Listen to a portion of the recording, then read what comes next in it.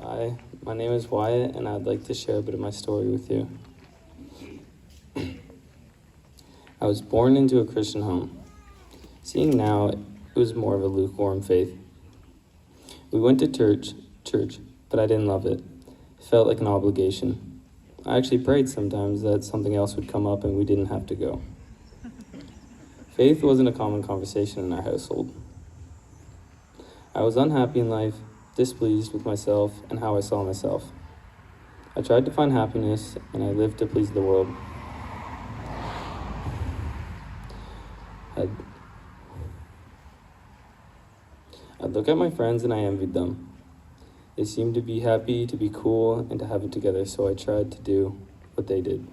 But the parties and the stuff they did just left me more empty every time. Then COVID hit.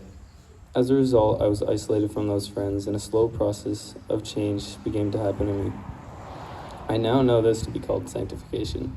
Thanks, Mom. I always believed there was a God, but I knew I wasn't actually following him. To be honest, I didn't want to put the effort into that. Then I saw something happen to my mom. She had a heart change inside, and we could see it on the outside. She started reading her Bible every morning in the living room. It was impossible to miss. She was happier, more upbeat. She became like a light, and we could see the contrast happen right in front of us. Faith in Jesus became a daily conversation in our home. As a result, I began to see a change in me as well. I woke up one morning and walked downstairs, and Mom said, "Get dressed.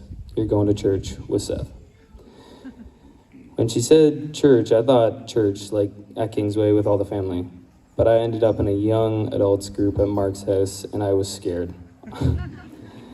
I looked around at all these people, mid-20, and felt totally out of place. But I was actually in the place that God wanted me that morning.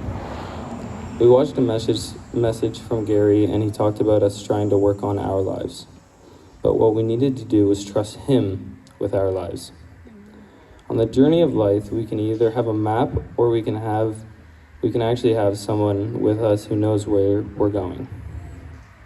When we broke off into groups later, I watched as these young men talked about their faith, and seeing them have such an understanding of Christ and his gospel.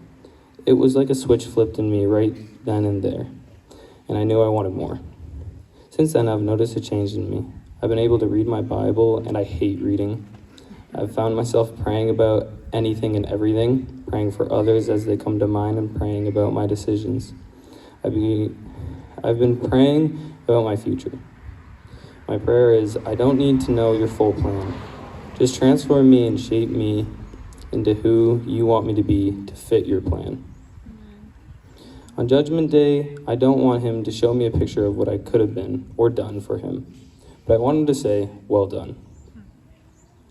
One thing I've really noticed is that he's always working. He's always been working in me and never stops working. Even if I feel alone, I know that he's not gone. There used to be a voice inside me that would resist hearing about Christ. Tell me things like, you don't want this. Really? This again? This is going to be boring. But there was another voice silencing that voice and speaking light into my life. And that's the voice I choose to follow. I know that he has beat all the demons and he has won, and I'm seeing that in me.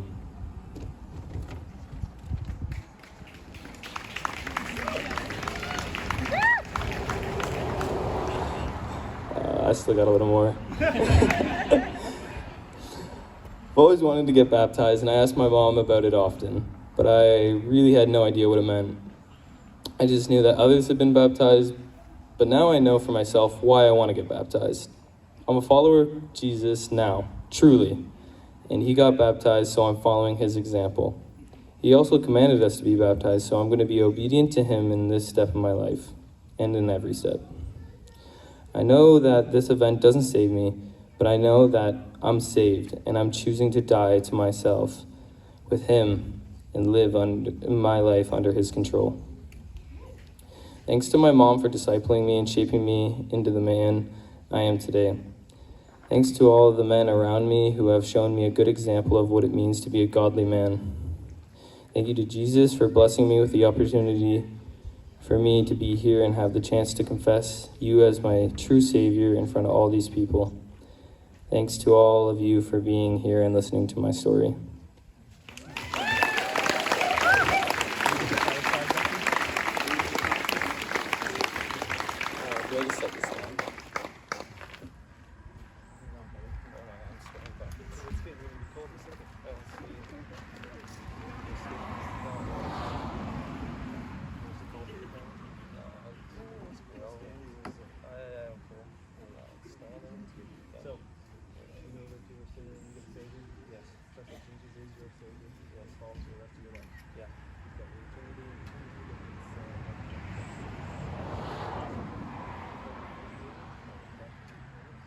Based on your confession of faith in Jesus as your Lord and Savior, we baptize you now in the name of the Father, the Son, and